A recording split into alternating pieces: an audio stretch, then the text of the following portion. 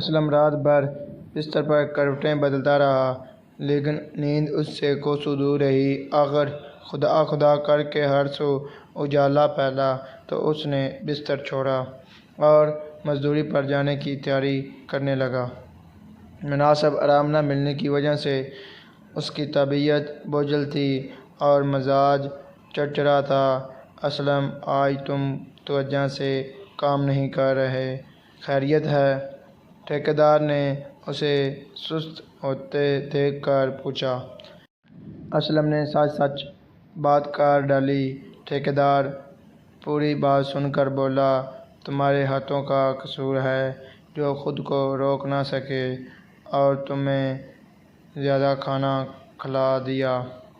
ٹھیکیدار بات کر کے آگے بڑھ گیا، جبکہ اسلم کچھ سوچ کر اپنے ہاتھوں سے مخاطب ہوا۔ تمہاری وجہ سے میری نیند خراب ہوئی۔ ہاتھوں نے گلے شکوے سنے تو جھٹ بولے، ہمارا کوئی قصور نہیں، تم نے اپنی مرضی سے ڈٹ کر کھایا، بھلا ہم کیا کرتے؟ اب شامت مرضی کی آ گئی۔ اے دل، یہ سارا کیا دھرا تمہارا ہے، اگر تم چاہتے تو ہاتھوں کو زیادہ کھلانے سے روک سکتے تھے۔ اسلم نے دل کو کھڑی کھڑی سناتے ہوئے کہا، دل بھلا کب خاموش رہتا ہے؟ یہ پیدائش سے موت تک بغیر تھکے دھڑکتا ہے، کیونکہ دل کے عضلات، جنہیں کارڈیک میوسیکلز کہا جاتا ہے، عمر بھر نہیں تھکتے۔ دل نے گہری سانس لی اور بولا، اب بھلا میرا کیا گناہ؟ میرے پاس کام بہت ہے۔ میرے دائیں جانب سارے جسم سے خون صاف ہونے کے لیے آتا ہے اور پھیپھڑوں سے آ کر پورے جسم کو مہیا کیا جاتا ہے۔ مجھے فرصت کہاں کہ اس طرح کے کام کروں؟ دل نے اپنی صفائی دیتے ہوئے کہا اور بات ختم کرتے کرتے ذمہ داری معدے پر ڈال دی۔ معدہ، اسٹومچ بھی ابھی تک کی پوری گفتگو سن چکا تھا۔ اپنی برائی سن کر بھڑک اٹھا، اچھا جی، کوئی نہ ملا تو معاملہ مجھ غریب پر ڈال دیا۔ میں ساری باتیں سن چکا ہوں، میری کوئی غلطی نہیں۔ جیسے جیسے غذا معدے میں پہنچتی رہی، میری دیواروں سے متعدد رطوبتیں خارج ہو کر ہضم کرتی رہیں۔ بے تحاشا کھانے کے باوجود میں خوراک ہضم کرنے میں لگا رہا، ساری رات آرام نہیں کر سکا۔ 2 وقت کا کھانا ایک بار کھانے کے بعد چہل قدمی نہ کرنے کی وجہ سے یہ گڑبڑ ہوئی۔ پروٹین کو میں نے ہضم کیا، جبکہ چکنائی چھوٹی آنت میں ہضم ہو کر بدن میں جذب ہوئی۔ اب ساری رات معاملے میں ہماری کوئی ذمہ داری نہیں۔ میرے خیال میں دانتوں کی شرارت ہے۔ معدے نے اسے اچھی خاصی سنا دی تھی۔ اسلم کا دھیان جھٹ دانتوں کی طرف گیا۔ دانت بھلا کب اپنی برائی سن سکتے تھے؟ گنتی میں 32 تھے اور اکثریت میں تھے۔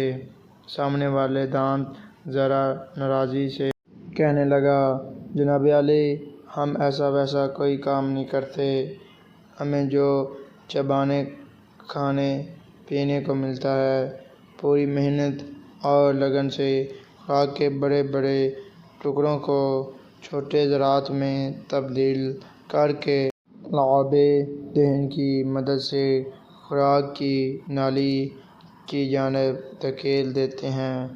نیند نہ آنے کا سبب ہماری وجہ سے نہیں، دانتوں نے متحد ہو کر کہا۔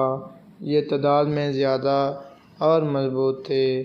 انہوں نے آنکھوں کو قصوروار ٹھہرایا اور خاموش ہو گئے۔ اسلم اب تک ہر طرح کی صفائیاں سن کر اکتا گیا تھا اور ناراضی سے آنکھوں سے مخاطب ہوا، لو اب تم ذمہ دار ہو، اگر تم وقت سے بند ہو جاؤ تو بھلا نیند کا مسئلہ نہ ہو۔ آنکھیں دو تھیں، فوراً متحد ہو کر یک زبان بولی، واہ جی واہ، ساری رات ہمیں زبردستی دبا دبا کر بند کرنے کی کوشش کرتے رہے۔ پروردگار عالم نے رات آرام کے لیے پیدا کی ہے، لیکن افسوس کسی کا گناہ ہمارے سر پر تھوپا جا رہا ہے۔ ساری رات کروٹیں بدل بدل کر ہمیں زبردستی بند کیا گیا۔ ہماری پلکوں کا کام آنکھوں کی حفاظت کرنا ہے، وہ کام ہم کرتے رہے، ہمارا کوئی قصور نہیں، یہ سب دماغ کا کیا دھرا معلوم ہوتا ہے۔ اوہ میاں، کیا بات ہے، کہاں غائب ہو؟ جلدی جلدی کام مکمل کرو، تنخواہ کام کی ملے گی، بیٹھنے کی نہیں۔ ٹھیکیدار برہم ہو کر بولا۔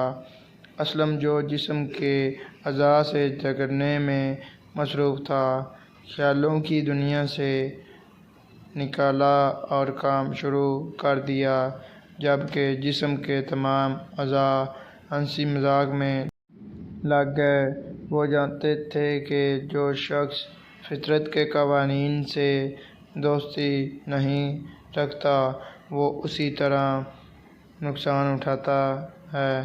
اس معاملے میں یہ ہوا کہ زبان کا خیال کسی کو نہ آیا، جس نے ذائقے کا لالچ دے کر اسلم کو زیادہ کھلا دیا اور دل و دماغ کو معاف کر دیا۔ حقیقت میں سب سے بڑا اور بنیادی جرم تو اسی کا ہے۔ والسلام، اللہ حافظ۔